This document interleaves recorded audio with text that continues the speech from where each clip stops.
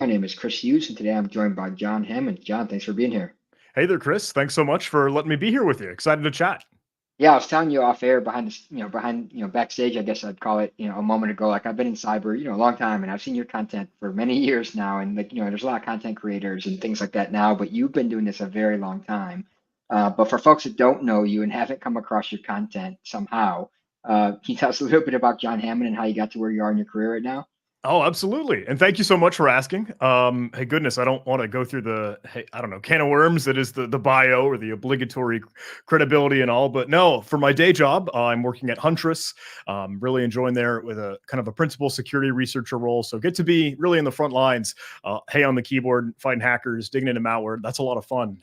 But on the side, when I can squeeze it in, I try to, hey, share some education and get cybersecurity training and awareness out there on my YouTube channel. And we dig into, hey, look, new vulnerabilities and exploits and programming and software development and capture the flag training, having a little bit of fun with some dark web shenanigans, seeing what cyber criminals are up to, alongside malware analysis. So just anything that is kind of fun and worthwhile to showcase. I really love being able to, I don't know, offer that over the shoulder experience where you get to see it raw. And the real genuine thing, but it seems to be doing a-okay, and hey, I'm having fun with it.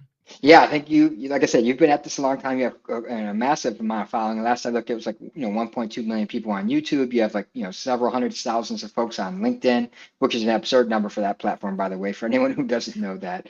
Like how did you get into content creation? Coming from cybersecurity, like some of us are pretty insulated, quiet, reserved individuals who don't, we kind of like look at the screen and, so how did you get into content creation originally?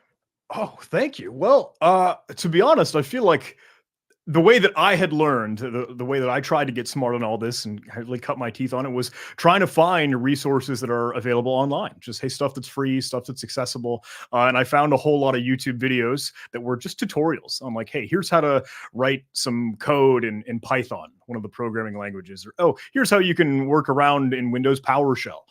And that was just kind of cool. It was like, okay, sweet. They're willing to teach. They're willing to showcase what they know. And then I can learn through that. And then as I was doing more and more of it, I started to think, I wonder if I can sort of test myself in creating a video just like that. I wonder if I can, I don't know, demonstrate some of that competency. Maybe see, I don't know, they say if you can teach it, then that's when you know that you've mastered a subject to a certain extent.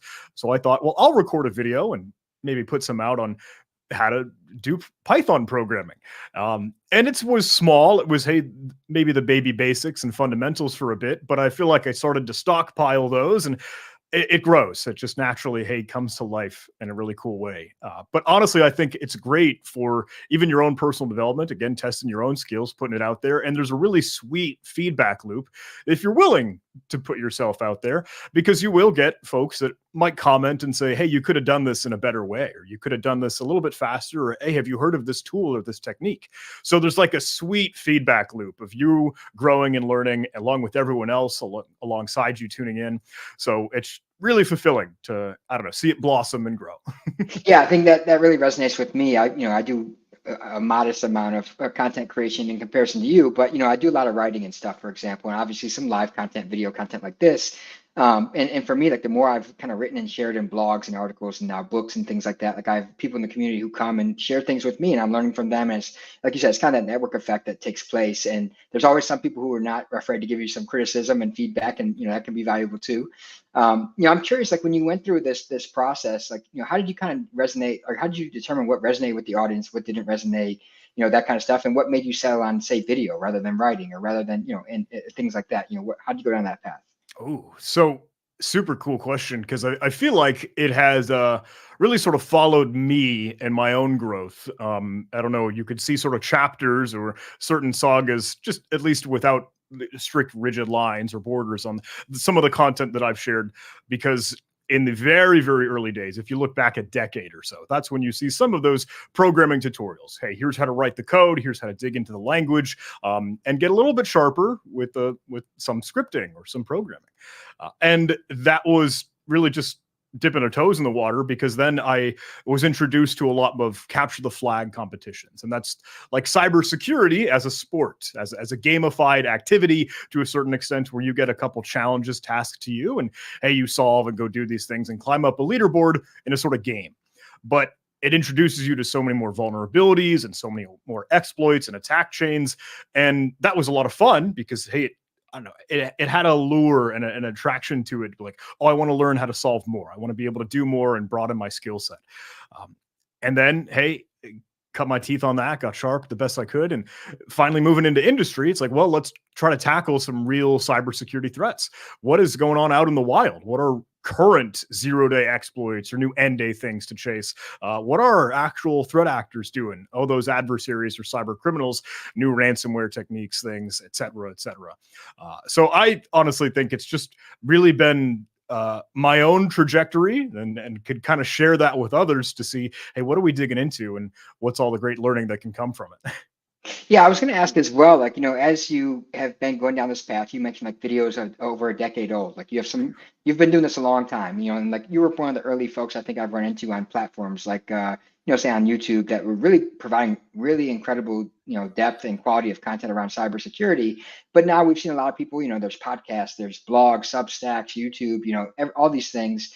As you see like other folks start to kind of create content in cybersecurity, what are some things that you think folks should look to do if they're trying to grow that, brand, that presence, and also like maybe some things that people don't do so well, or maybe don't serve them so well. I'm just curious, since you've been at it for so long.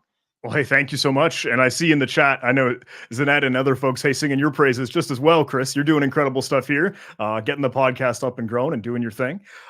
But if I could offer any advice, and I don't know, just for anyone willing to and wanting to get this thing out and about, I do kind of lean into, and there's a balancing act with it. You sort of, I don't know, choose your own how much you're willing to invest or do. But I think a lot of that guerrilla marketing, so to speak, is a really valuable thing because it's digital, right? Look, we're on social media and everyone is on social media. So if I can, I'm happy to just like blast out the content, whether it's Reddit, whether it's LinkedIn, Twitter, Mastodon, I don't know, Snapchat. That's very weird for a cybersecurity community, but yeah, LinkedIn, like YouTube, like anything and everything. I want to try to be out there and have some message, some post that's shown. So some way, somehow, some eyeballs might see it as they're scrolling through. And whether or not that gets a click or not, hey, I'm out in the front of it. And I think that can be really, really helpful because, look, that's the best way to get word of mouth and just to be in front of folks so that you're top of mind.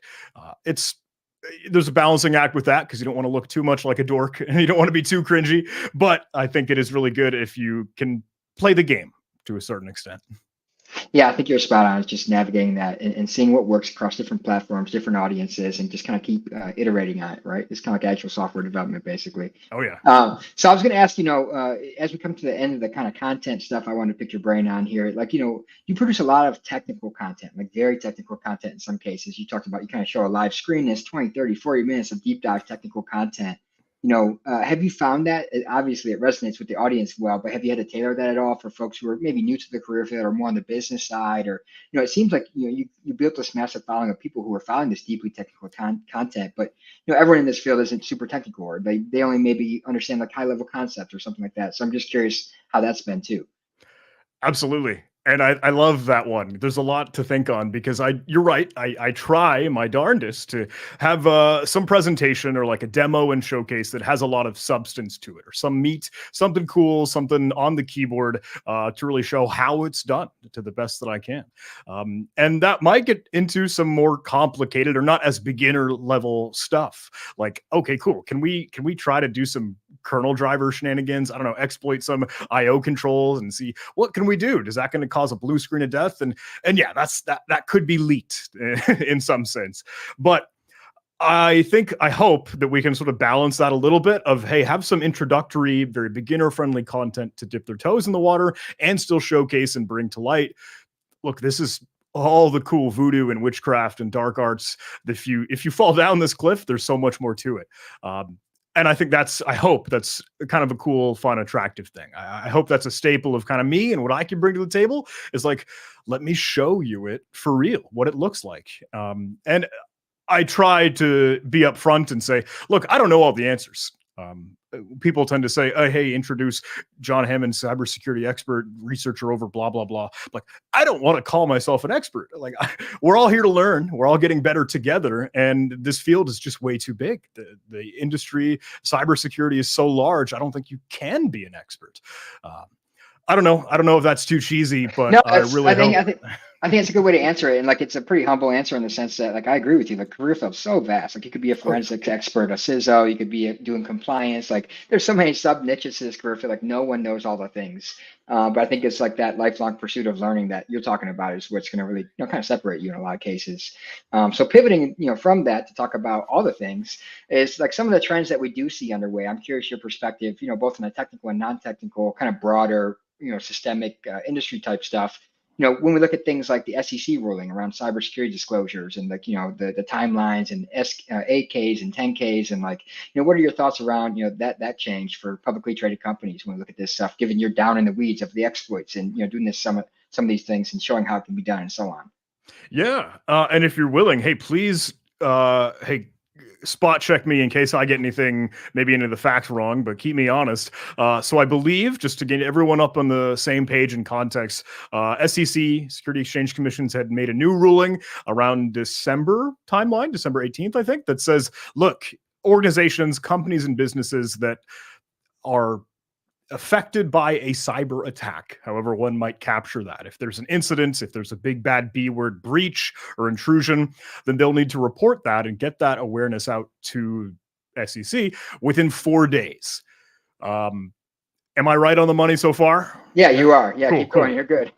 So some folks might raise their eyebrows and say, holy cow, that's pretty fast. That's quite a turnaround. And I'll admit, I think there is an element of that, without a doubt. But I will say, I don't quite know, how does that boil down in the brass tacks of like, look, if you think and you are aware that there is an adversary in the environment, then you'll get the messaging out. I think that's reasonable enough to do within 4 days. If you see it, okay, cool. We'll go scurry and we'll go let folks know. But the full investigative root cause analysis, absolute untelling of everything that occurred, where, what, when, how, etc., that I think can tail on for weeks and months. I don't know, however long, to really determine the impact and all that came from it. But I don't know. I have not had to file any of those with the SEC quite yet. Not sure if anyone, hey, tuning in or listening knows how that full story unfolds. But I think maybe this is the more proper answer. I think inherently it is a good thing to kind of tighten the belt a little bit and say, look, we want to give you this window for you to just keep us in the know. Let us make sure we're all aware, because that's how we can improve. I know it's an embarrassment to a certain extent. I know it's a blemish. I know it kind of sucks to say, whoops, sorry, we've been hacked. But look, we got to acknowledge that, and we got to keep cruising to make sure, look, the professionalism keeps rocking and the business operations are still going to keep moving. Yeah, I think I think you're spot on in the sense that like we need to have some level of transparency and just communication to the investor community and so on, the public, about what's going on. And like everyone's likely going to and already has an incident, especially if you're a large, complex organization. And like you said, you're not going to know all the details right out the gate, but at least getting that that communication out there, saying, hey, something is on their way, we're aware of it. Here's how we're handling it. I think is a level of transparency that many folks are kind of excited about. I also wanted to ask you, I saw on your page, you had some activity around the kind of exploiting some things within Azure, for example. And I'd imagine doing this for 10 years, you've probably tinkered with many exploitation activities associated with Microsoft, for example. We recently saw like the Cybersecurity Safety Review Board, for example, come out with a pretty detailed report about Microsoft and some impacts around Microsoft and the cloud and Microsoft Exchange Online and things like that. What are your thoughts around that report? If you've had a chance to check it out, I don't know. And then also, just the role of these, heavily pervasive, software suppliers across the entire ecosystem. Ooh, can of worms on that one. Yeah, there's quite a lion's den there. So I think the start of the question you really brought up, look, the new advent. I don't know if we could categorize it as that, but look, yeah, there is the conversation of the traditional endpoint, just the computer, just your devices, and then the cloud, so to speak, someone else's device, someone else's endpoint that you've got the communication with to help manage and support all the work that you might do. The cloud, and whatever we kind of bucket it, is you got the conversations of, oh, do we move everything to the cloud? Blah, blah, blah. We've talked about that for years, but I think most folks do and are and will, because the management that comes from it is nice. It's good. Sometimes you get into the weeds of like, okay, is there enough auditing? Is there enough logging? Will it give us the telemetry and visibility that we need? And that was a stumbling block for some of the past licensing and subscription tiers. But with all that said, I'm sorry. Cloud is a whole new playground. It's a whole new wide world of so many different things that could be used for the right reasons and abused for the wrong reasons. And the fact that they're all interconnected because they offer that solution, the suite of technologies. Look, if I find an access token, can I get into your email for one thing, and then your calendar, and then your Teams organization, and then, I don't know, maybe other Okta, SSO, SAML, can I move and pivot around to other technologies in the environment and do more damage as an adversary? That's a little bit spooky. So the latter end of your question, I'm sorry for rambling here, but the review board and a lot of the conversations surrounding Microsoft and a lot of their recent speed bumps, they, I think it's pretty easy to pile on and dig into everything that I think CISA or the others in that report were doing for Microsoft. And I think a lot of that has some wood behind the arrow. A lot of that I think comes with good reason. I will, if I could, temper some of the expectations. And I don't know, I don't work at Microsoft. I can't say this with like absolute authority or any certainty, but I gotta know that, look, there's still a team made up of people, made up of folks, you and I, and they're still doing great work to run the business and keep the company cruising. So I am understanding that mistakes happen. And maybe some things aren't spot checked as thoroughly as they could be. But when we have conversations, especially at Huntress with my day job, we chat with a lot of managed service providers or small mid-market businesses, and they're plagued with a lot of problems of, hey, we don't have the time, we don't have the resources, we don't have the finance, we don't have the training, we don't have the staffing. And we're all acknowledging and understanding of that, and that's what we work to do better. But I think those problems still, to some degree, bubble up to a lot of mid-market, a lot of Fortune 100, 500, whatever we want to say there. Big dogs like Microsoft, yeah, it's a machine, but it might still have a couple kinks and a couple gimmicks here and there just as well. Let's just kind of acknowledge that and make things better. Yeah, I think it's, it's honestly a dichotomy in the sense like, yes, they're more resourced, they have more engineers, they have more funding, but they have a bigger attack surface. They're much more pervasive across the ecosystem. They're a bigger target. So it's like a double-edged sword in that sense. I was going to ask you, you made me think of something, two things actually right there is like, some folks I think have looked at this and like thought like, if Microsoft can't be secure, how the hell can we be secure? We're small, we have two people on the security team, whatever the case is, like, and you mentioned like working at an MSP, for example. How do you kind of navigate for some of these SMBs who maybe have resource constraints in terms of funding, talent, expertise, and so on, of helping them kind of prioritize what to focus on, given that they don't have the resources to bring to bear that, say, a Microsoft or Amazon or whomever may have?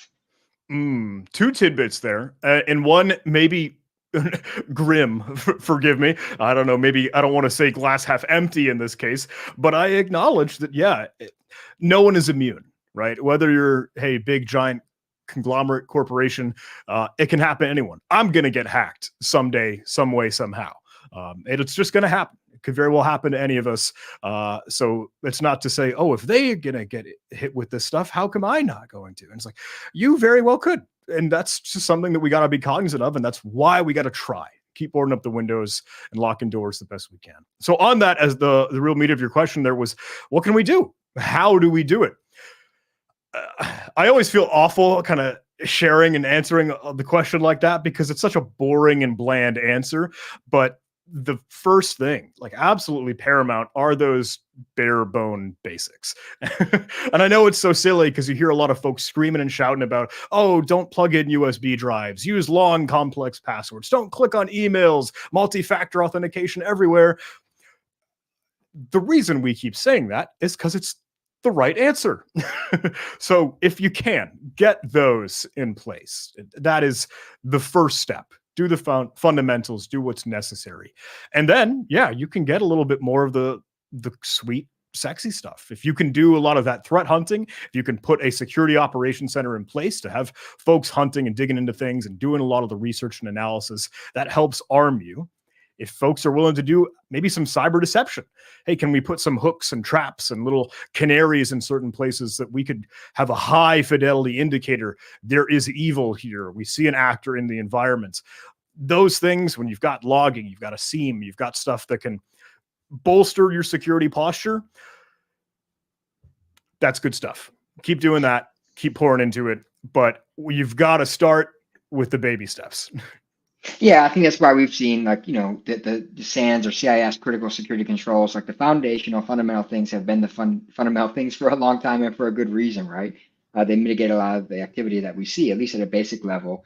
You mentioned something as well as like the cloud being different and some of the nuanced risks it brings. I was curious, like, given that you do a lot of exploitation activity and tinkering around and stuff, and kind of tracking what malicious actors are doing. How have you seen the challenges get navigated of like malicious actors launching attacks from cloud infrastructure? It's dynamic, it's ephemeral, they can spin things up, do some malicious activity, tear it down. Like, have you seen much of that in your research? And if so, like, how do we get at that? How do we count for that kind of stuff? Yes. Short answer. Long answer. Yeah.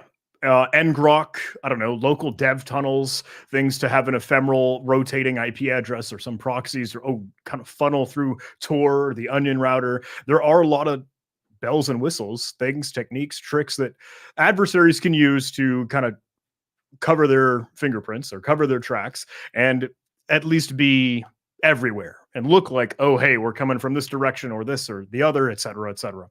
And I'll acknowledge that's tough. It's hard to defend against that. There will be, though, a breadcrumb. There will be a puzzle piece. There will be an artifact, and that's the start, maybe. And you can thread and look off that for whatever incident response, digital forensics. Sometimes it's knowing, okay, the behavior of their activity. If they're trying some new proof of concept, if they're using some new exploit, if they're trying to latch on to things that are new hot conversations and topics, a lot of the time, and maybe this is a hot conversation, but we glamorize and really glorify, the advanced persistent threat, the APT, the elite hackers, nation state adversaries that got the funding and are doing elite, like, wizard stuff. And I'll be the first to say, I don't think you see that all that often. You can. Yes, that is totally a possibility. But for a lot of folks, I think us, anyone listening in, you're going to get the run of the mill, quote unquote, commonplace banking Trojans or info stealers or crypto miner crap. So look, can we still be hunting and looking for those? Yes. Is that everything that's going to be what they do? Is that all of their playbook? No. They can get creative and get scrappy. They'll try new things, but there will still be fingerprints. There will still be breadcrumbs. And I think if we look at the cyber kill chain, if folks aren't tracking or not too familiar, but hey, the order of operations for what an adversary might do in an environment, if we look at that and we sort of work backwards to say, where's the most definitive proof that there is badness? And then let's try to look through all of those sort of gaps or pieces, links in the chain. What of those can we break? What of those do we have the telemetry visibility and we're sharp on? That, I think, is the right mentality for helping find some of those, even when they're doing all those tricks. Hey, coming from all these different places, using rotating cloud virtual machines, et cetera, et cetera. There's a silly thing when a lot of folks say, hey, the adversary has to be right one time. Only the hacker has to be right once, and then they can get into the environment. They can do whatever they want. I'd love to turn that on its head and say, hey, I get that, but that it only takes one for the defenders just as well. If we can catch that telemetry, if we can see you in the environment, then we can spring into action. Defenders only need to be right once just as well as the adversaries do. Yeah, I like that framing of just like, finding that one breadcrumb, that one indicator of compromise or some kind of malicious activity or nefarious thing that's underway, right? To give you some insight to, hey, we need to take a look further and see what's going on here. And just because you did mention APTs, I want to say, first off, I think you're right. Like, they often I think are likely looking for the most efficient route. Like it's, Yeah. that kind of old terminology, like hackers don't hack in, they log in kind of thing. Oh, yeah. They want to be efficient too. So like they're not necessarily looking for the latest 0 day. And, of course that's still a thing, but they're trying to be efficient as well. But I did want to ask, like, I think I've heard you make some comments, if I'm not mistaken, and I may be wrong, but either way, I'm curious your perspective. Um, when it comes to like cybersecurity activity and APTs, and not to get into like geopolitics and stuff, but what role do you see cybersecurity playing in, in increasing like in the future of, conflicts between nations, for example? It is kind of the fifth domain, as they call it, right? What are your thoughts on that? Yeah, and it's a little bit of a tightrope to walk. So forgive me. I'll try to be as politely and balancing in that as I can. I think we've seen it without a doubt during certain world conflicts. There were new wiper technologies, things that'll just clobber the master boot record and nuke a computer to a certain extent, turn it into a brick. We've seen other ransomware variations come out and about. We've seen other tooling. We've seen things to go into the fight with on that cybersecurity as a warfare domain.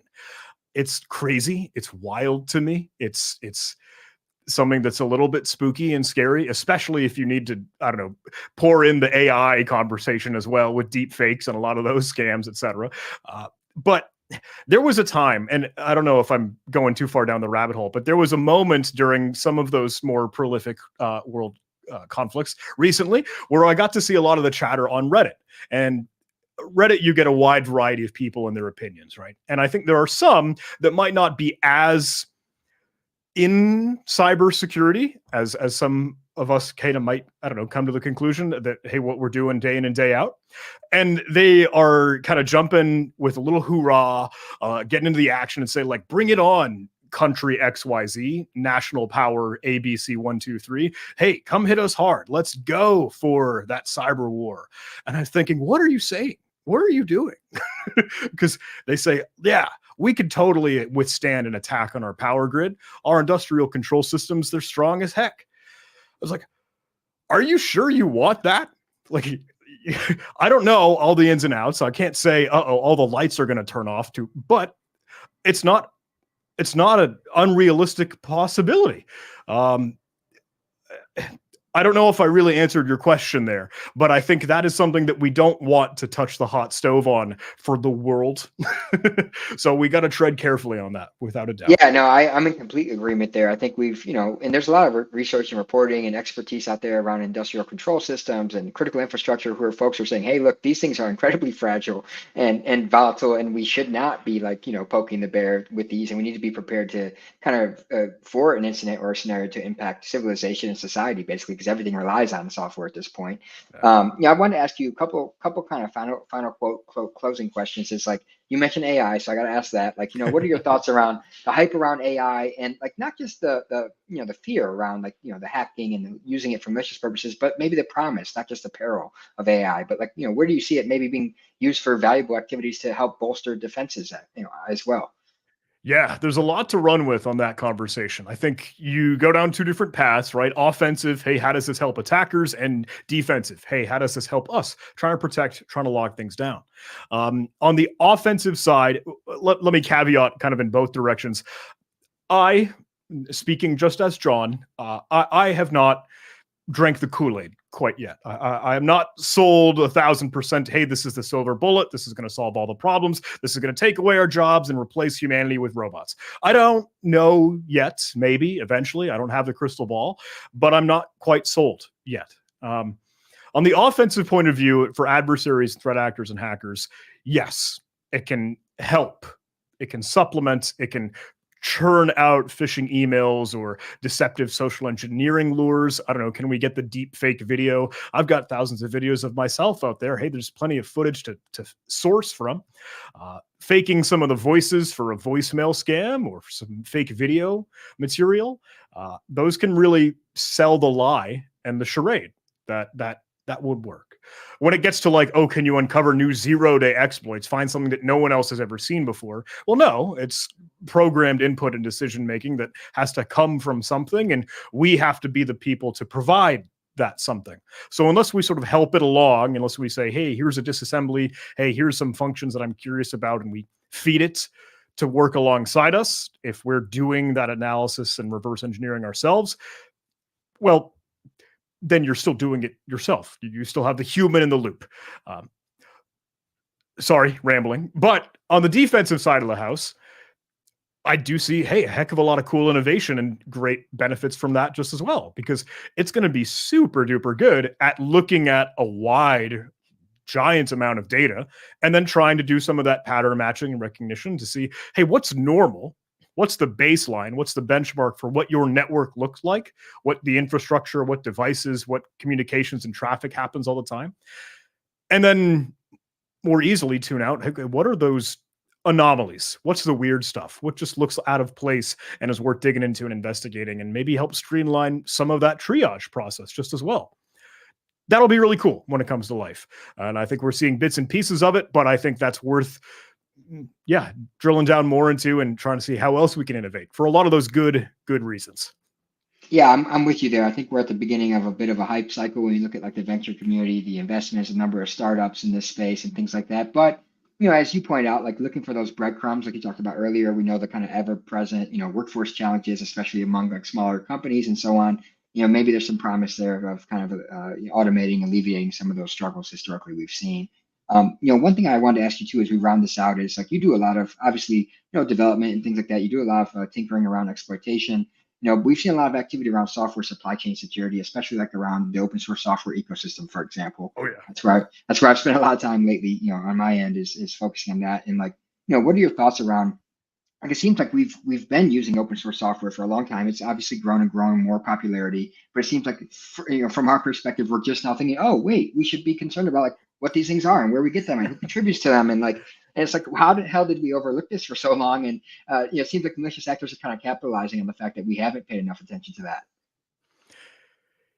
I think, hey, maybe a little bit of a backdrop on that being the XZ and liblzma current conversation, or at least some time ago. Yes, undeniably, that is something that, hey, we can go back and look through. And this is weird because I'm acknowledging, look, we've got whatever decade or so and maybe more behind us on like how we've built the internet to what it is today, the technology, the computers that we use. And you're on the money, 1,000% right. That look, a lot of that has been from open source software, things that we use as the building blocks for everything in our world, in our digital world. On Linux, we think about the sudo command to like become an administrator. We think about, I don't know, just pk exec, polkit, some cheesy things. I don't know, some of the kernel implementations and XZ for compression, zip archives, tar, blah, blah, blah, blah, blah. I don't mean to, hey, beat a dead horse, but there are things that we might take for granted just because we're so used to them and they seem to work well. But if we kind of look back, peel behind the curtain and open the hood for a little bit, well, there might be some things that we can clean up. And you're right, we haven't given that as much scrutiny, and threat actors are taking advantage of that when they can find something, because if it's prolific, like supply chain opportunity could be, well, you've got a trickle down effect. If hit one domino and they all fall down just as well. That is attractive for threat actors and hackers. That is something that they can have a one-to-many approach and do as much damage as they can. But I think now a lot of the security researchers and the community and a lot of the industry is thinking like, hang on, we need to like take another look at all the stuff that we've been building and using, because some of those old archaic tools that we know work just as well for us and are part of our always routine. Are there any other gimmicks? Are there any other weaknesses? Can I do some privilege escalation, or is there a remote code execution vulnerability? And I'm glad that we're doing that, but that's why I think we're seeing 2024, especially in the heat of the moment now, with like a new vulnerability and new exploits every week at this point. We see it across for certainly Palo Alto and a lot of others that we've been having some VPN edge conversations with, but even just the natural toolings, even with some of those commands, even with some of those things on the open source world and the supply chain, that's all part of the picture. So, hey, we're doing the best that we can, and we'll keep doing it. Yeah, it's tough because it's in my experience, it's tough to get the business to often slow down and like retrospectively go back and look at a lot of these things, because like they want to keep developing new things and pushing new products and selling, generating revenue and stuff. It's hard to get them to go down and burn down that security technical debt, or peel back the curtain and look at some of that. So it can be a challenge. I wanted to ask you. I asked you this question to everyone, so I'm curious your perspective. What does the term cyber resiliency mean to you? Ooh. We hear a whole lot of conversations about, hey, maybe zero trust and cyber resilience and how those two might pair together if they do in one way. Personally, I much more prefer cyber resilience than I do zero trust. And not to, hey, open that can of worms, but cyber resiliency in my mind is just like that strong, stable fortitude of our security posture. Um, like if I had a tower, if I had some, I don't know, building blocks, and if I were to poke it, push at it, and the things would topple over, it would just right itself. It would come right back to where it should be in a desired state. It is resilient to any possible change. And if we can implement that, if we can get that right on our devices, on the endpoint, in the cloud, that's awesome. We're rock solid. Hey, we see any of those anomalies, we'll put that right back automatically in a great way. That is one sweet wall and fortitude that I think is an awesome thing. So look, whether we're learning, whether we're getting sharper, whether we're getting smarter, trying to capture the education and improve ourselves, or we're just laying down the defenses, I think cyber resilience is an awesome thing we can all try and work towards. Hey, well said. I'll take it. So with that said, thanks so much for joining us today, John. I've been a long time follower of your content, and thanks to everyone who tuned in. That'll do it for today. Thank you all. Thanks, Chris.